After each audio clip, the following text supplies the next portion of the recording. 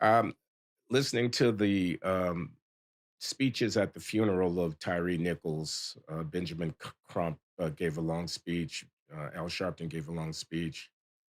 The main policy response they seem to be calling What for was your was reaction to pass. Sharpton, Dr. Laurie? Well, I He's was now going to our save elder that for the statesman, second. right? Exactly, that was going to I be the listen to you way. guys. I know what you say. Come on.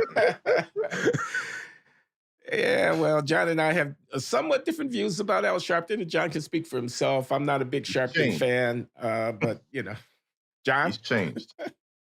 No, I I want to ask thought, a question though, and John and I can get into that more in the second half of our post today, because I definitely want to talk about Al Sharpton, but I want to talk about qualified immunity. I want to talk about the George Floyd police reform legislation in the Congress, and I want to get your expert police criminology take on reform. I mean, qualified immunity, which is the legal doctrine shielding law enforcement officers from personal liability in the case of these kinds of incidents. And I'm just wondering, Peter, how you come down on that. What do you think about that? I feel my legal knowledge isn't good enough to really get into the nitty-gritty of it. I don't fully understand. I mean, I do a bit, but I don't fully understand the immunity doctrines. Um, Partly Okay. though, I haven't learned about it, but there's I think it's a red herring. I don't think that I don't know if it's good or bad, but it's not going to fix it. First of all, there's also such a thing as total immunity that prosecutors and legislators have.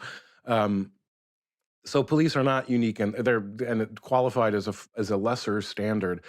At some point, public servants need to be allowed to make honest mistakes without getting sued. Um, if we're worried about increasing the quality of police, getting rid of qualified immunity is not going to help uh, recruitment, retention, and so on. Um, if it's just on the police departments, it's one thing. But the truth is, qualified immunity, and maybe it doesn't affect many cases because it exists. So there might be a sort of a tautology there. But these cops are being criminally charged. Qualified immunity doesn't change that.